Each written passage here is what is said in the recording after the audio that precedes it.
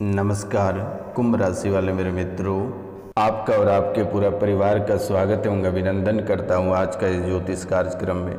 तो मित्रों, आज का यह ज्योतिष कार्यक्रम आपके लिए बहुत ही खास कार्यक्रम होने वाला है, क्योंकि कल महाशिवरात्रि है और महाशिवरात्रि पर बहुत ही अद्भुत योग बन रहा है। 188 साल बाद बहुत ही अद्भुत योग आपके लिए बन रही है मेरे मित्रों। और ये योग आपकी कुंडली में कई वर्ष पहले ही विराजमान थे, लेकिन आज तक आपको इनकी प्राप्ति नहीं हुई थी। इनके आशीर्वाद और इनके फल की प्राप्ति आपको नहीं हो पाई थी। तो मित्रों, ये योग्य महाशिवरात्रि के रात्रि को आपको प्राप्त होने वाली है और इस रात्रि आपके जीवन के लिए बहुत ही खास होने वाला है। ये रात्रि आपके लिए इतनी खुशहाल और सुख संप्रदाय की रात्रि है कि आप कभी सोच भी नहीं सकते हैं कि आखिरकार आपके जीवन में ऐसे योग बन सकते हैं। क्योंकि मेरे मित्रों, आप अपने पूरे जीवन, जहाँ तक अपने जीवन को व्यतीत किया है, वहाँ तक कष्ट ही आपको देखने को मिला है। ऐसा कोई कष्ट नहीं होगा जो आपके जीवन से नहीं गुजरा है। ऐसी कोई परेशानी नहीं होगी जो आपके जीवन से नहीं गुजरा है। ऐसी कोई बीमारी नहीं है जिन्होंने आपको नहीं छुआ है। ऐसी कोई दुर्घटना नहीं होगी जिनका शिकार आप नहीं हुए हैं। हर तरह से आप परेशान हुए हैं, चाहे वे आर्थिक हों, शारीरिक हों या मानसिक हों। तो मित्रों, आप धैर्य रखकर और शांत होकर इस कार्यक्रम को पूरा वक्त सुन लीजिएगा। इस कार्यक्रम को सुनते ही आपके जीवन में एक भूचाल आएगी और एक नई चमत्कार आएगी और आप एक नई दिशा की ओर बढ़ पाएंगे। महाकाल की रात्रि जैसे ही समाप्त होगी और जैसे ही भोर होगा, वैसे ही आपके जीवन में कई सारे चमत्कार एक साथ देखने को मिलेगा। अगर यूँ कहा जाए मेरे मित्रों कि आपके जीवन को सबसे अधिक अगर प्रभावित किया है तो क्रोध ने किया है। आपको इतनी जल्दी क्रोध आ जाते हैं कि आपको लगता है कि पूरे घर बार को तोड़कर, बर्बाद कर, आग लगाकर ख़त्म कर दें।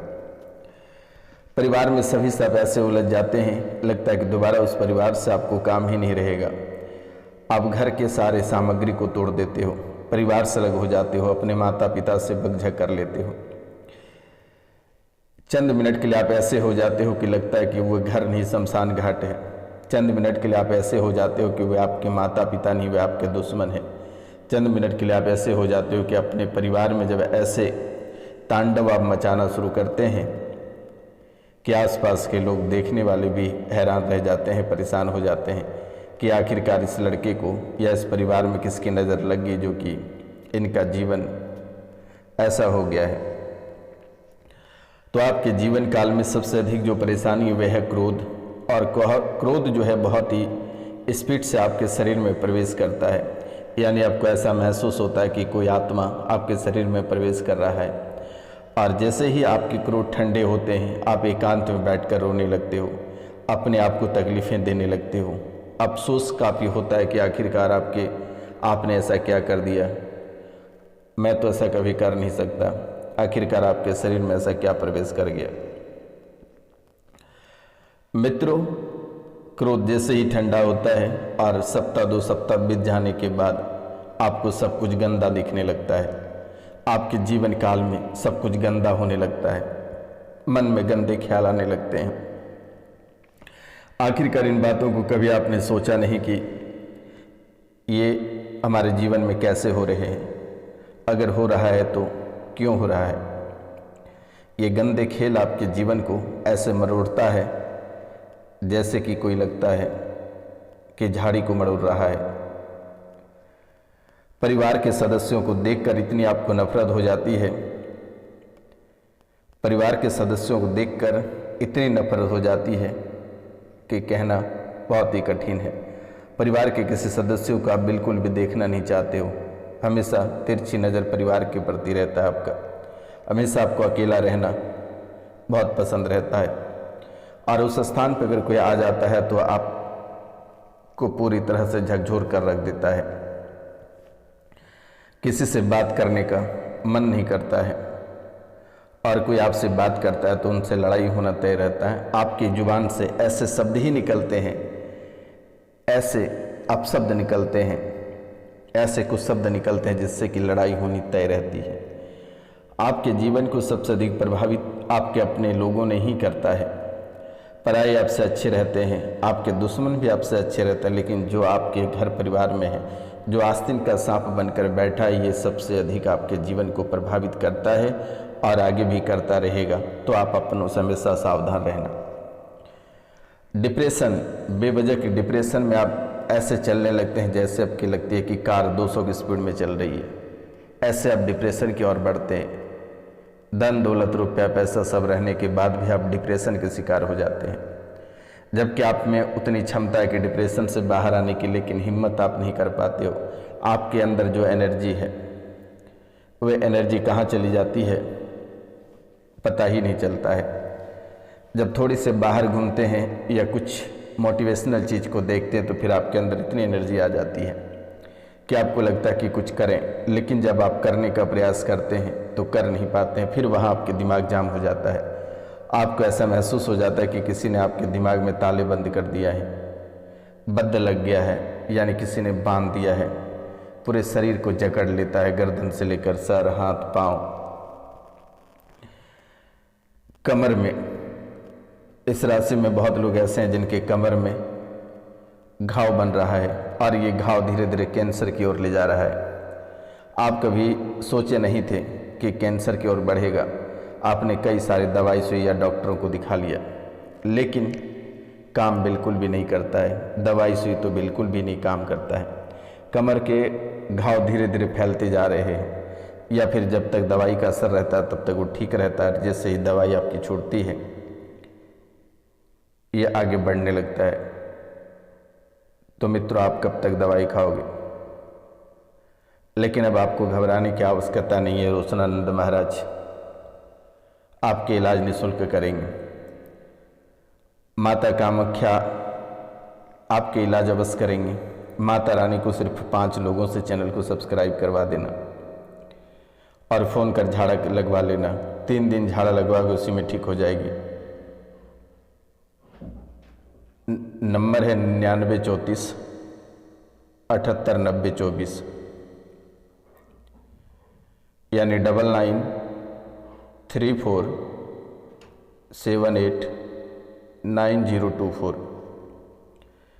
फिर से एक बार नंबर को रिपीट करते हैं, 9934 789024, 9934 789024 पे आप कॉल कर लेना मेरे मित्रों। पुराने से पुराने अगर शक्ति है या पुराने से घाव, परेशानी, कैंसर या फिर जितनी सारी स्मृतियाँ आपके जीवन को प्रभावित कर रही है, आप तुरंत ही कॉल या मैसेज कर सकते हैं। झाड़ा लगाते ही से ठीक कर दी जाएगी। तो आपको बिल्कुल भी घबराने की आवश्यकता नहीं है। ये कमर के घाव के बाद दूसरा आपको सबसे अधिक प्रभावित करता है तो आपके मुंह में घाव। ये मुंह में घाव, ये मुंह का जो घाव है ये धीरे धीरे विकराल रूप धारण कर रहा है और ये घाव धीरे धीरे गले में अटक रहा है। गले में कैंसर की स्मृतियां बन रही है। आपकी भोजन तक पार नहीं होती है। एक जल, अगर आप एक बूंद जल पार करते हैं तो आपको कई बार सोचना पड़ता है आखिरकार हो क्या रहा है। और वो धीरे धीरे पेट की ओर बढ़ रही है। परिवार से आपके संबंध धीरे धीरे खराब होते जा रहे हैं। परिवार से संबंध खराब करने वाली ये शक्तियाँ, ये जो मौलाना है, ये इतनी खतरनाक है कि सभी परिवार से संबंध, यहाँ तक कि पति पत्नी का संबंध खराब कर दे रहा है। आपके शरीर के इंसुलिन अनबैलेंस कर रही है। स्पाइन में फ्रैक्चर यानी कि हड्डियों में आपके इतनी तोड़ मड़ोड़ कर रख रही है कि आप दर्द सह नहीं पाओगे। बच्चे, आपके घर में बच्चे हैं या आप स्वयं हैं तो नशे आपको अधिक कराना चाहता है, नशा में डुबोना चाहता है। इस राशि में बहुत लोग ऐसे हैं जिनके बच्चे नशा में डूब रहा है। इतनी नशा कर रहे हैं कि वे कभी आखिरकार आप सोच नहीं पाएंगे कि इतना नशा कैसे कर सकता है।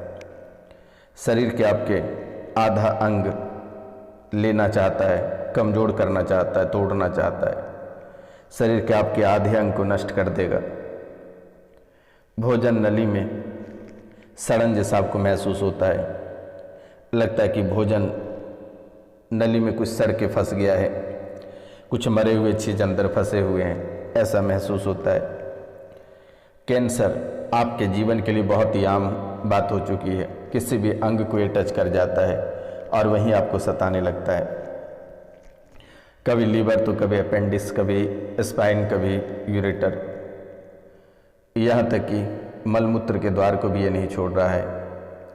ऐसे ऐसे स्थानों पे टारगेट करता है जहाँ आपका जीना हराम कर दे और उसकी कोई इलाज ना हो। मित्रों, जो मौलाना भेजा है या जो घोरी भेजा गया है, इनकी मृत्यु ही इन्हीं अवस्था में हुई थी जिनके कारण से ही आपके शरीर में जैसे प्रवेश करता है, जो कष्ट इनके साथ था वे कष्ट आपको दे रहा है। आप बिल्कुल भी निरोग हैं और आपके अंदर किसी भी प्रकार के रोग नहीं है। आप बहुत ही अच्छे और साफ सुथरा हैं। ये जो आत्मा है जो आपके अंदर प्रवेश कर जाती है, तभी ये आपके शरीर में पीड़ा और दर्द होना शुरू हो जाता है। ना ही आपको किसी प्रकार की बीमारी और ना ही कोई दर्द है। लेकिन ये जो मौलाना जो अघोरी एक्सीडेंटल में मारे गए थे, जो बीमारी के कारण से मारे, जिनके जितने सारे कष्ट उन्हें थे, वे सभी कष्ट आपके पास है। बहुत लोग इस राशि में ऐसे हैं जिन्होंने अपने कुलदेवी की पूजा करते हैं। तो मित्रों, आप कुलदेवी की अपनी पूजा नहीं करते हैं, अपने दैत्यों की आप पूजा कर रहे हैं, राक्षस की पूजा कर रहे हैं, ब्रह्म राक्षस की पूजा कर रहे हैं। लोगों ने जिसे अधूरा ज्ञान है उन्होंने आपसे अघोरी पूजवा देता है। देवी देवताओं के नाम से अघोर का पूजा आप कर देते हो, लेकिन वो आपको कष्ट देने लगता है, परेशान करने लगता है, आपको वही तड़पाने लगता है। तो मित्रों, इन पूजा पाठ से दूरी बनाएं। जो लोग बेवजह के आपको इसके पूजा उसके पूजा कहने को कहते हैं, करने को कहते हैं, आप एक बार ठंडे दिमाग से सोच लें, समझ लें, उनके बाद ही कोई कदम उठाएं। मेरे मित्रों, पितृ की पूजा, आपके पितृ तो प्रेत बन चुका है। बहुत लोग पूछते हैं, लेकिन ये प्रेत लगभग काफ़ी समय से आपको परेशान कर रहा है, जो कि आखिरकार आप कभी सोच नहीं सकते हैं। और ये आपके आसपास परेशानी को लेकर, परेशानियों का कारण बनकर भटकता है। आपके बच्चों से लेकर, गृहस्थ जीवन से लेकर हर एक चीज़ों को तबाह और बर्बाद कर रहा है। परेशानी की ओर लेकर आपको आगे बढ़ रहा है। तो अगर आप अपने जीवन काल में कोई कार्य करते हैं तो सोच समझ कर करें तो बेहतर रहेगा। आपको सही मार्ग पे ले जाने वाला बहुत कम लोग मिलेंगे, लेकिन आपको गलत मार्ग पर ले जाने वाला बहुत लोग मिलेंगे। तो मित्रों, आखिरकार ये क्या है और इन कष्टों का निवारण कैसे होगा? तो दिए गए नंबर पे आप कॉल या मैसेज कर सकते हैं। इन कष्टों का निवारण वहाँ से भी हो जाएगा। और कल जैसे कि महाशिवरात्रि है, काल की जो रात्रि है,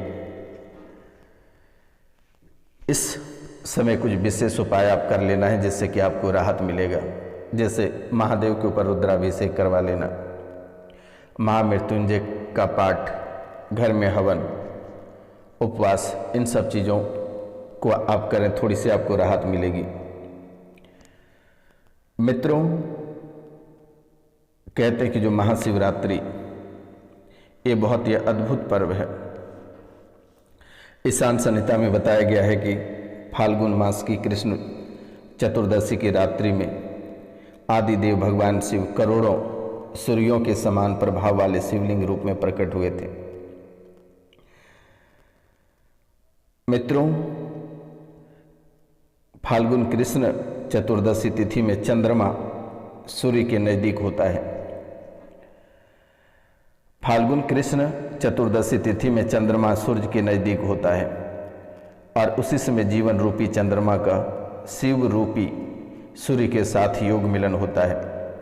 सूर्यदेव इस समय पूर्णतः उत्तरायण में आ चुके होते हैं तथा ऋतु परिवर्तन का यह समय अत्यंत ही शुभ कहा गया है।